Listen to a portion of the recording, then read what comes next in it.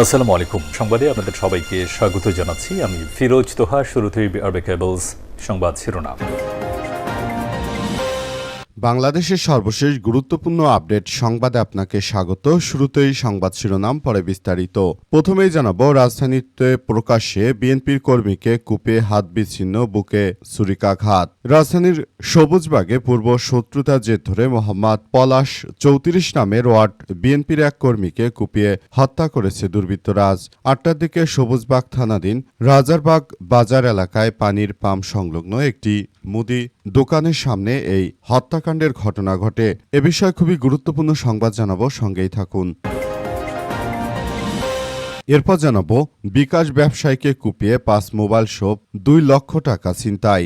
নেত্রকোনার কেন্দুয়া পৌর শহরের প্রাণকেন্দ্রে সাউথপাড়ার মতির মোড়ে সংঘবদ্ধ ছিনতাইকারীদের হামলায় আনিসুল হক টিপু নামের এক বিকাশ ব্যবসায়ী আহত হয়েছে। এ সময় নগদ প্রায় ২ লক্ষ টাকা এবং ৫টি মোবাইল ফোন ছিনিয়ে নিয়ে গেছে দুর্বৃত্তরা। রাত আনুমানিক ১১টার দিকে এমন ঘটনা ঘটে। এদিকে তথ্য উপাত্ত সংগ্রহের পর এমপি গাজী নজরুলের বিরুদ্ধে সাংগঠনিক ব্যবস্থা নেবে জামাত ইসলাম। সাতক্ষীরা ৪ আসনের সংসদ সদস্য ও জামাত নেতা গাজী নজরুল ইসলামের সাম্প্রতিক এসএসসি পরীক্ষার্থী এক তরুণীকে নিয়ে এক রুমে ধরা পড়েছে। এক ভিডিও সাম্প্রতিক ভাইরাল হয়েছে। বিষয়টি নিয়ে সামাজিক যোগাযোগ মাধ্যম ও গণমাধ্যমে নানান বক্তব্য ছড়িয়ে পড়েছে। জামাতের বিবৃতিতে বলা হয়েছে, গাজী নজরুল ইসলামকে জড়িয়ে বিভিন্ন গণমাধ্যম ও সামাজিক যোগাযোগ মাধ্যমে প্রকাশিত খবরের দিকে বাংলাদেশ জামাত ইসলাম নজর রেখেছে।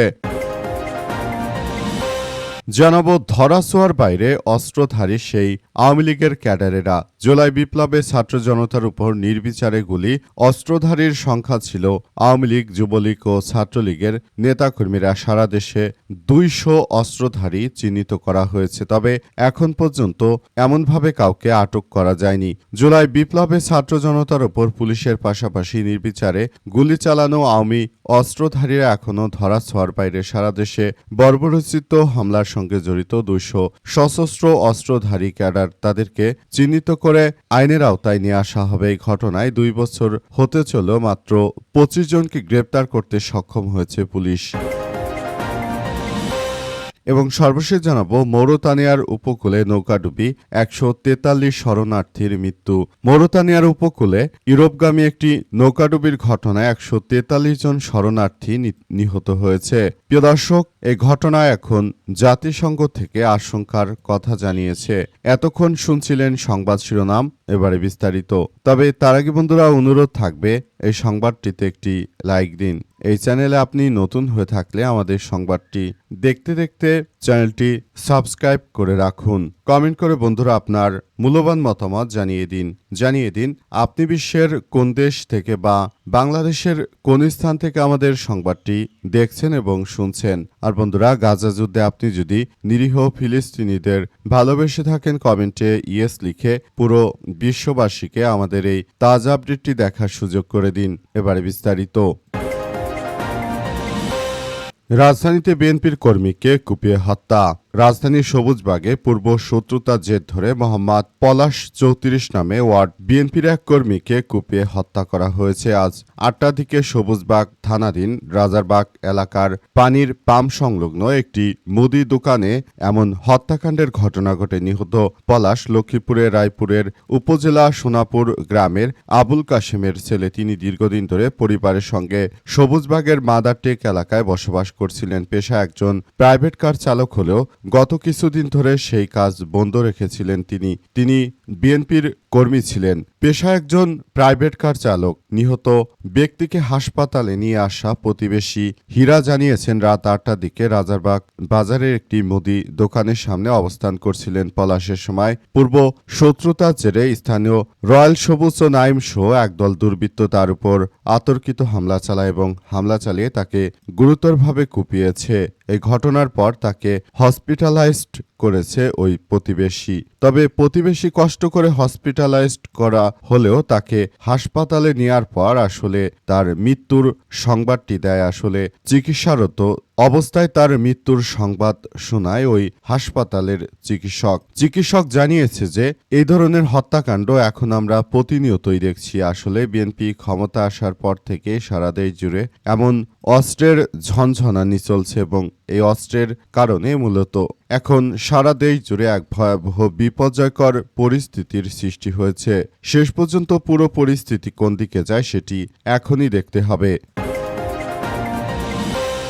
বিকাশ ব্যবসায়ীকে কুপিয়ে ৫ মোবাইল সহ ২ লক্ষ টাকা ছিনতাই। নেত্রকোনার কেন্দুয়া পৌর শহরের প্রাণকেন্দ্র সাউথপাড়ায় মতির মোড় সংঘবদ্ধ ছিনতাইকারীদের হামলায় আনিসুল হক টিপু নামের এক বিকাশ ব্যবসায়ী আহত হয়েছে। এ সময় নগদ প্রায় ২ লক্ষ টাকা এবং ৫টি মোবাইল ফোন ছিনিয়ে নেয় দুর্বৃত্তরা। আজ মঙ্গলবার রাত আনুমানিক ১১টা ১০ মিনিটের দিকে এমন ঘটনা ঘটে। স্থানীয় সূত্র থেকে জানা গেছে যে প্রতিদিনের মতো ব্যবসা প্রতিষ্ঠান বন্ধ করে সাউথপাড়া মতির মোড় থেকে হেঁটে বাড়ি ফিরছিলেন টিপু। বাসায় পৌঁছানোর কয়েক মিনিট আগে ৩-৪ জনের একটি সংঘবদ্ধ চক্র তার উপর প্রতিরোধ গড়ে তোলে। পরে ধারালো অস্ত্র দিয়ে মাথায় আঘাত করে তার কাছ থেকে নগদ টাকা এবং ৫টি মোবাইল ফোন ছিনিয়ে নিয়ে পালিয়ে গেছে। অবস্থায় তাকে গুরুতরভাবে কুপিয়ে জখম করেছে। ভুক্তভোগী আনিসুল হক টিপু জানিয়েছেন, ছিনতাইকারীরা মোবাইল ফোনগুলোতে বিকাশ, নগদ, রকেটের এজেন্ট ব্যাংকিং ও ফ্লেক্সিলোডের কয়েক লক্ষ টাকা লেনদেন চলমান ছিল। এতে তিনি বড় ধরনের আর্থিক ক্ষতির মুখে পড়েছেন। এদিকে পৌর শহরের ব্যস্ত এলাকায় এমন সংঘবদ্ধ ছিনতাইয়ের ঘটনায় ব্যবসায়ী ও সাধারণ মানুষের মধ্যে আতঙ্কর সৃষ্টি হয়েছে। এলাকাবাসী দ্রুত ছিনতাইকারীদের শনাক্ত করে গ্রেপ্তার এবং দৃষ্টান্তমূলক শাস্তির দাবি জানিয়েছে। বিষয় কেন্দুয়া থানার পুলিশ তাৎক্ষণিক বক্তব্যে কোনো তথ্যই আসলে পাওয়া যায়নি। পুলিশের সদস্যরা জানাচ্ছে যে তারা মূলত এই ধরনের ঘটনা ঘটার পর এখন পুরো পরিস্থিতি কিভাবে সামাল দেওয়া যায় সেটি নিয়ে তারা কাজ করছে বলে পুলিশের সদস্যরা নিশ্চিত করেছে। আসলে এই ধরনের ঘটনাগুলো আমাদের সবার জন্য এক ভয়াবহ বিপর্যয়কর পরিস্থিতির সৃষ্টি করছে বলে উল্লেখ করা হয়েছে। আসলে মূলত বিষয়গুলো কোন দিকে যাবে সেটি এখন পর্যন্ত বলা যাচ্ছে না। সবকিছু খুবই খারাপের দিকে চলে যাচ্ছে। পুরো পরিস্থিতি এখন সুন্দরভাবে কার্যক্রম চালানোর ব্যবস্থা করা হচ্ছে। দেখা যাক শেষ পর্যন্ত আসলে বিষয়গুলো কোন দিকে যায়। এটি সবার জন্য খুবই দুঃখজনক ব্যাপার যে বিএনপি ক্ষমতা আসার পরই সারা দেশ জুড়ে এমন অনাকাঙ্ক্ষিত ঘটনাগুলো প্রতিনিয়ত ঘটছে এবং সারা দেশ জুড়ে এক ভয়াবহ ত্রাসের রাজত্ব সৃষ্টি হয়েছে। তথ্যপত্র সংগ্রহের পর এমপি গাজী নজরুলের বিষয়ে সাংগঠনিক পদক্ষেপ বলল জামাত ইসলাম। সাতক্ষীরা ৪ আসনে সংসদ সদস্য জামাত নেতা গাজী নজরুল ইসলামের এক ভিডিও সম্প্রতি ভাইরাল হয়েছে। বিষয়টি নিয়ে সামাজিক যোগাযোগ মাধ্যম এবং গণমাধ্যমে নানান বক্তব্য ছড়িয়ে পড়েছে।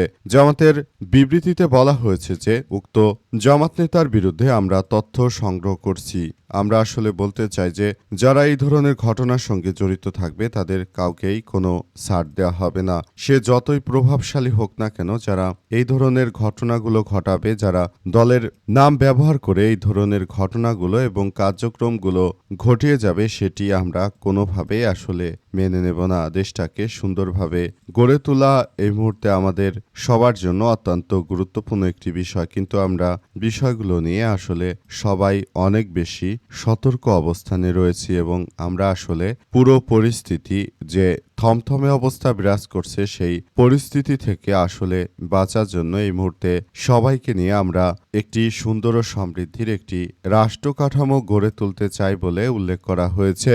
আসলে পুরো বিষয়গুলো সবার জন্য খুবই গুরুত্বপূর্ণ এক ঘটনাগুলো ঘটছে, যেটি আমাদের সবার জন্য এক ভয়াবহ কার্যক্রম শুরু হয়েছে এবং এই কার্যক্রম আসলে কোন দিকে যায় সেটি দেখতে হবে। পুরো পরিস্থিতি এখন দেখভাল করতে হচ্ছে বলে উল্লেখ করা হয়েছে। ধরাছোঁয়ার বাইরে অস্ত্রধারী সেই আওয়ামী ক্যাডারেরা।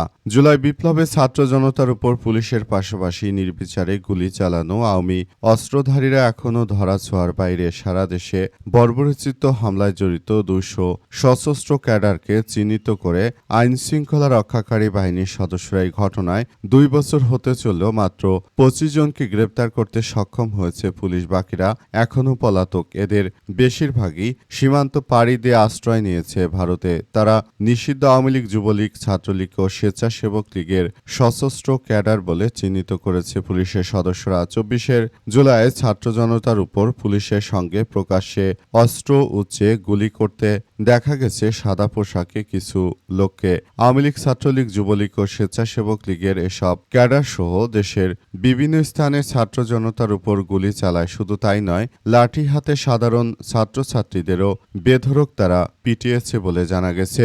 এই ঘটনায় এখন পর্যন্ত আসলে তেমনভাবে কাউকে আটক করা যায়নি বলে পুলিশের পক্ষ থেকে নিশ্চিত করা হয়েছে। আসলে বিষয়গুলো নিয়ে খুবই গুরুত্বপূর্ণ একটি সমস্যা আমাদের সামনে এসেছে। এটি এখন পর্যন্ত আসলে কেউই তেমনভাবে কোনো কার্যকর পদক্ষেপ গ্রহণ করতে পারছে না। এ অবস্থায় আসলে শেষ পর্যন্ত কি হয় সেটির এখন পর্যন্ত আসলে বোঝা যাচ্ছে না।